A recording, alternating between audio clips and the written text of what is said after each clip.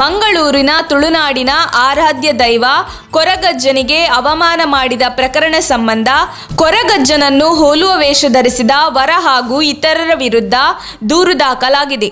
ವಿಟ್ನ ಪಡ್ನೂರು ಗ್ರಾಮದ ಚೇತನ್ ವಿಟ್ಲ ಪೊಲೀಸ್ ಠಾಣೆಗೆ ದೂರು ನೀಡಿದ್ದು, ಹಿಂದೂಗಳ ಧಾರ್ಮಿಕ ಭಾವನೆಗೆ ಅಪಮಾನಗೊಳಿಸಿ ಧಕ್ಕೆ ತಂದಿದ್ದು ವರ ವಧುವಿನ ಮನೆಯವರು ಹಾಗೂ ಈ ಕೃತ್ಯದಲ್ಲಿ ತೊಡಗಿರುವ ವರನ ಸ್ನೇಹಿತರ ವಿರುದ್ಧ ಕಾನೂನು ಕ್ರಮ ಕೈಗೊಳ್ಳುವಂತೆ ಒತ್ತಾಯಿಸಿದ್ದಾರೆ.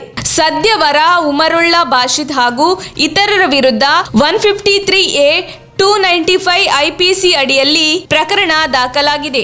ಏನಿದು ಘಟನೆ ಎಂದು ನೋಡುವುದಾದರೆ, ಉಪ್ಪಳದ ಯುವಕನ ಜೊತೆ ನಡೆದಿದ್ದ ಕೊಳ್ನಾಡು ಗ್ರಾಮದ ಆಜೀಜ್ ಎಂಬುವರ ಮಗಳ ಮದುವೆಯಲ್ಲಿ ವಧುವಿನ ಮನೆಗೆ ವರನ ಸ್ನೇಹಿತ ಬಳಗ ಆಗಮಿಸಿದ್ದು, ಈ ವೇಳೆ ವರ ಕೊರಗಜ್ಜನನ್ನು ಹೋಲುವ ವೇಷ ಧರಿಸಿದ್ದಾನೆ ಎನ್ನುವ ಆರೋಪ ಕೇಳಿಬಂದಿದೆ.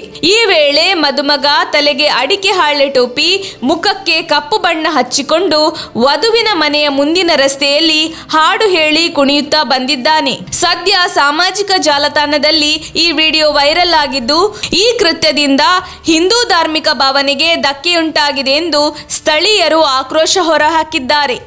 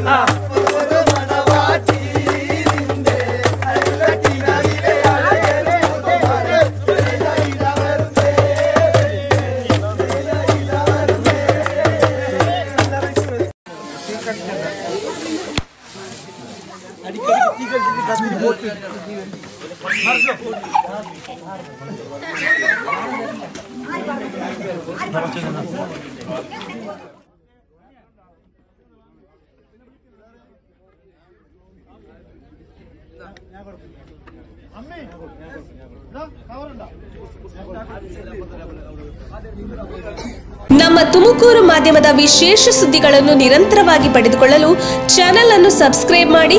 ಕ್ಷಣ ಕ್ಷಣದ ಸುದ್ದಿಗಳಿಗಾಗಿ www.nammathumakuru.com ಗೆ ಭೇಟಿ ನೀಡಿ.